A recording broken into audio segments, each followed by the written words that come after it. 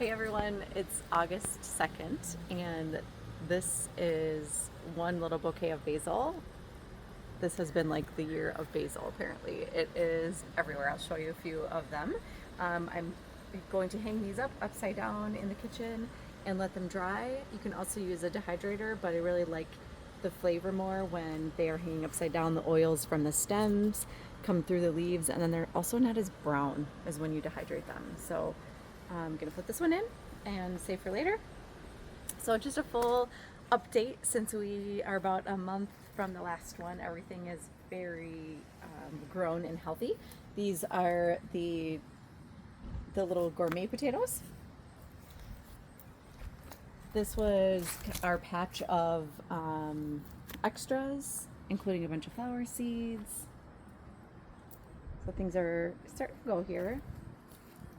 Our peppers are doing really well. There's a lot. I've already harvested a bunch. So now I'm waiting for some more. These are the purple beauties to turn red. And we have some orange ones. Just gonna set this here for now. The marigolds look like they are taking over. So we'll probably need to cut back a little bit. The Jimmy Nardellos. These are looking so great. This is a really, really, really good year for all the peppers this year. This is a new tomato that we're growing called Alice's Dream. They're supposed to taste like a pineapple. So there's one coming in here that looks a little bit more orange yellow. It's supposed to be very sweet, like a pineapple tomato. They're supposed to taste like.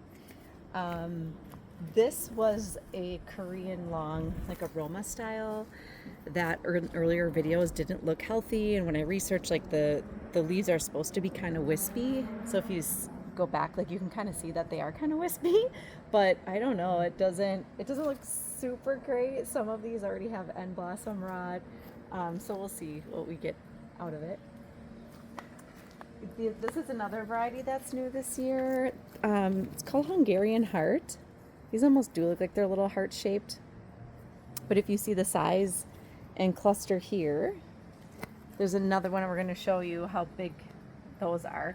I mean, this stem looks really thick, really healthy, but you can see the pot it's in. It's actually a pretty larger pot, but there's only so much room for roots. So it's interesting to see like what we'll get.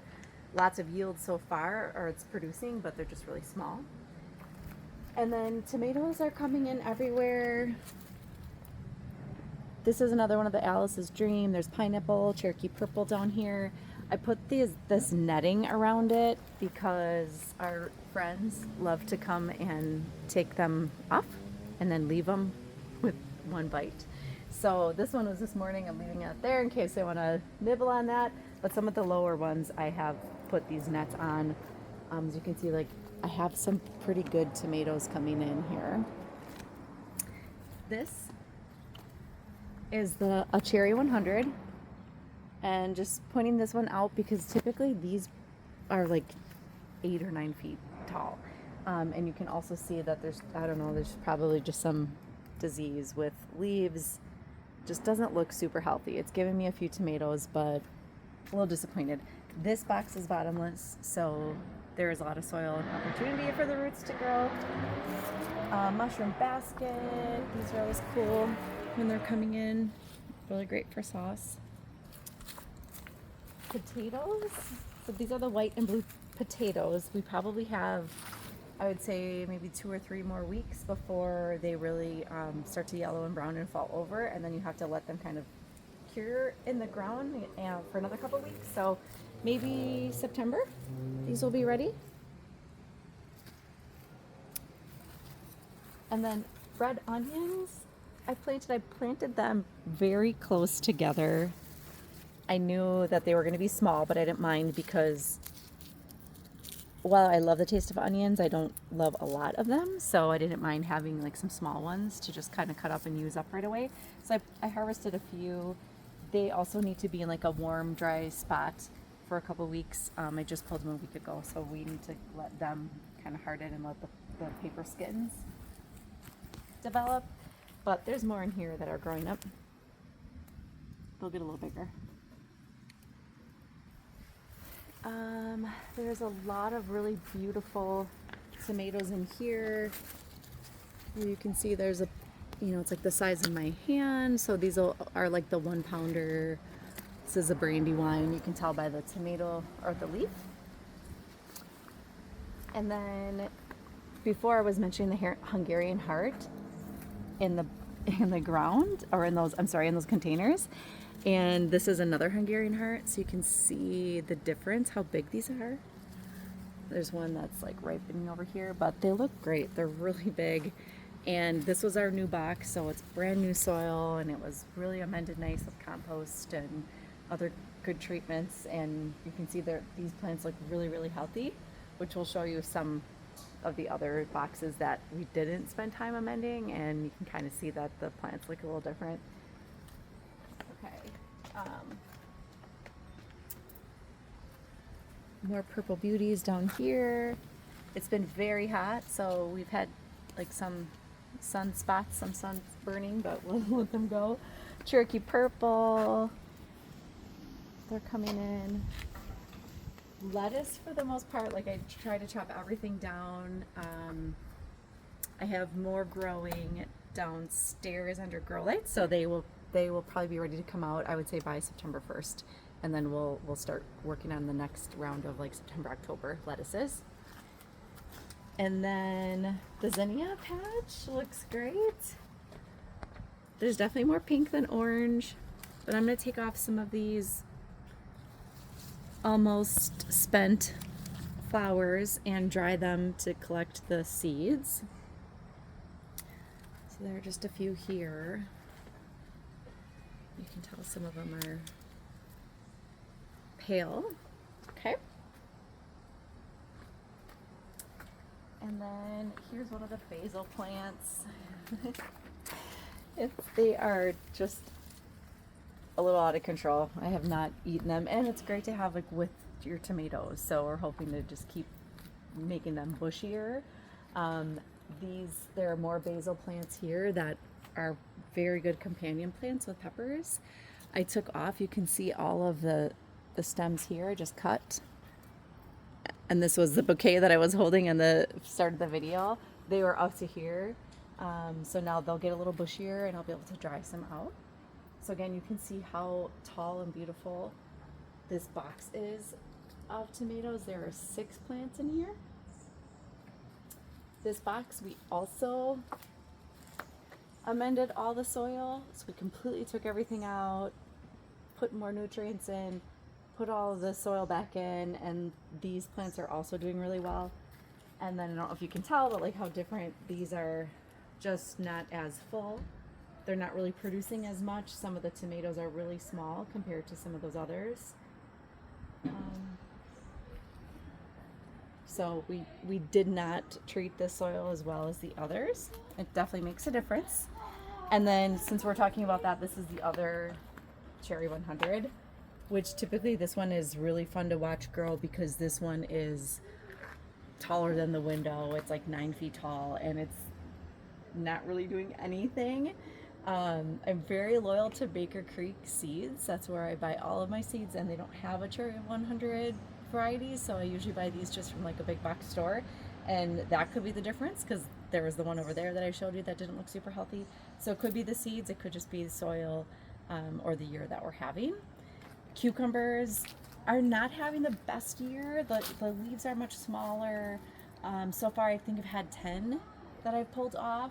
There's still some, that are coming in here. There's a long one here, this one here. But it already looks like it's towards the end, and typically this one is like all over the place. So not a great year for us for cucumbers. Again, could maybe be the soil and time to change where we're holding the cucumbers, or we just have to amend everything. And then our volunteer gourd, our decorative gourd. These look like they're just about ready, but usually the stem gets a little bit harder, like woodsy, like dried out and brown. There's 2 down here, and then I don't know if you can catch the 2 way up there. So there's only 4. And all 4 I had to hand pollinate. So this is the variety that doesn't self-pollinate, like a cucumber or with wind, like a tomato might. So you really need to get the pollen from the male flower to the female flower. So I had to take paintbrushes and open Brooke's window at the top and go in there and take pollen from one flower to the next. That's the only reason why I have those 4 gourds growing. The bees have not been very plentiful this year, which is interesting. So they're starting to come around a little bit more, but we have a lot of flowers, and really interesting that they're just not around. So I don't know. There's still a shortage of bees this year. The coleus is doing tremendous. This is all from last year. I mean, these are all pots that are on the ground, so they're large, and they're multiplying and taking over in there. I keep making new ones inside.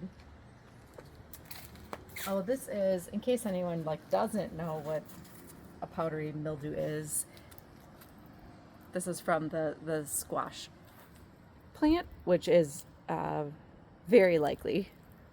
That's usually the biggest problem with squash, zucchini, is powdery mildew, and we're not really treating or taking care of this one so much because we just were growing, and we weren't growing it. It was planted for us, but we're just doing it for fun.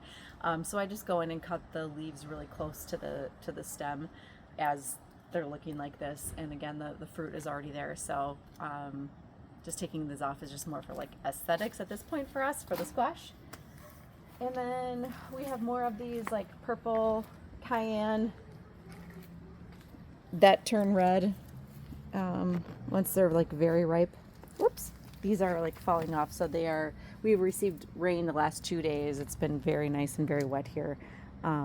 So this is ready to go. We'll start drying some of these out.